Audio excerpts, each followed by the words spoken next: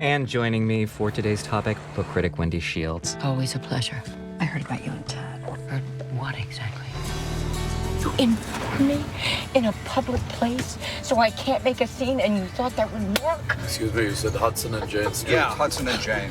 Is that where she lives? Wendy's a middle-aged, hardcore New Yorker. Every 7 years, the itch comes over him. He gets restless, does something juvenile. But her life falls apart. Instead of buying a motorcycle, Daddy decided to give adultery a spin. One night, through fate, she meets this remarkable, exquisite man named Darwan. You left this in my cab. Let me get you some money. I don't want anything. I like to help. You like to help? That's impossible. You can't be from New York. Yes, I am. From Queens. That's not really New York. What we have is two individuals that probably are unlikely to meet in everyday circumstances. Do you have a card? We come together, and through the course of learning to drive, she learns about herself. Who is it? Darwan Singh Tour for your driving lesson, please. What happened? We're moving. That's good. Coming from very different cultures, Darwan and Wendy both gain enormously from coming together. Teach yourself to see everything.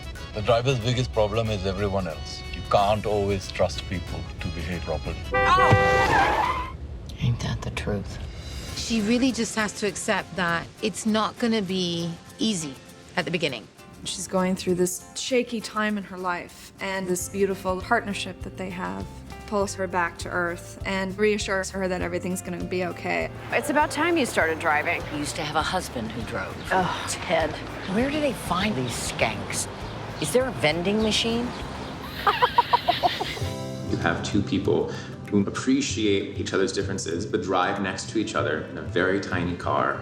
Their lives are touched and changed. Tell me where you want to drive. To go somewhere else. I'd like something to take my mind off my mind. It is really time for you to get back in the saddle. I love these dude ranch metaphors coming from a Connecticut matron. Oh, you know what I'm talking about. Suddenly, everything shifts, and her life becomes an emotional life for the first time in a very long time. Why did I ever think I could drive? Ignore everything and everybody around me. I never learned to cook because I thought my mother always be there to cook for me. Then there was half a world between us. So I make my own food. Your point? No point. We see these two people from two different planets sharing the space in a car, and we see they are not so different.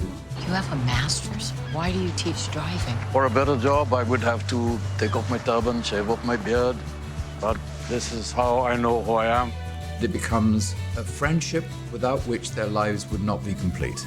I'm learning to drive, you know. Oh, that's a scary thought. Shut the I think it's time to discuss road rage. Part of the enjoyment for the audience is the universality of the film. Yasleen, Darwan? it doesn't matter what is going on in your life out there. You must shut it out. When you're at the wheel of a car, this is all there is. Your life right now.